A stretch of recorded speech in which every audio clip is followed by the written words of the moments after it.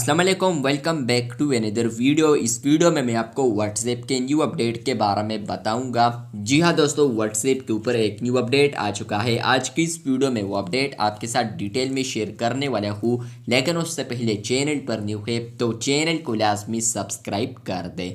बात करते हैं व्हाट्सएप के न्यू अपडेट के बारे में। तो फ्रेंड्स, ये अपडेट आपको मिलेगा iOS के ऊपर और ये अपडेट आपको ऑलरेडी एंड्रॉयड पर मिलता है।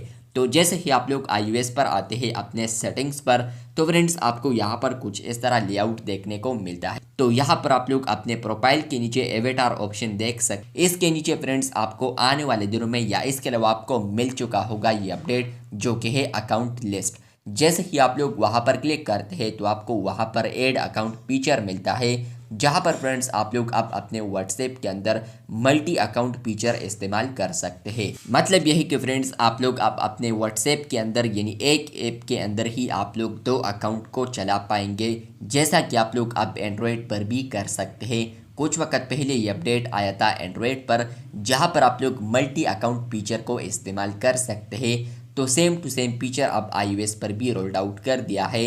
यहाँ पर आपको ऑप्शन मिलेगा अकाउंट लिस्ट, जहाँ पर फ्रेंड्स आप लोग अकाउंट को ऐड कर सकते हैं। माजरत चाहता हूँ, मैंने आपके साथ स्क्रीनशॉट शेयर की है, मुझे अभी तक ये अपडेट नहीं आया है और ये अपडेट आज ही रोल्ड आउट हुआ है। आप लोग व्हाट्सएप बीटा इन्फो का ट्वीट भी देख सकते हैं। और इसके अलावा आप लोग अकाउंट ऑप्शन पर आते हैं तो फ्रेंड्स आप लोग यहाँ पर उसी अकाउंट को स्विच भी कर सकते हैं, या इवन आप लोग वहाँ पर अकाउंट लिस्ट पर ही क्लिक करते हैं तो वहाँ पर भी आपको स्विच फीचर मिलेगा। आप लोग लकी बीटा टेस्टर है या नहीं, आप लोग कमेंट बॉक्स में लाजमी बताएं। इसी तरह और अपडेट्स के लिए चैनल को सब्सक्राइब कर दे। शुक्रिया।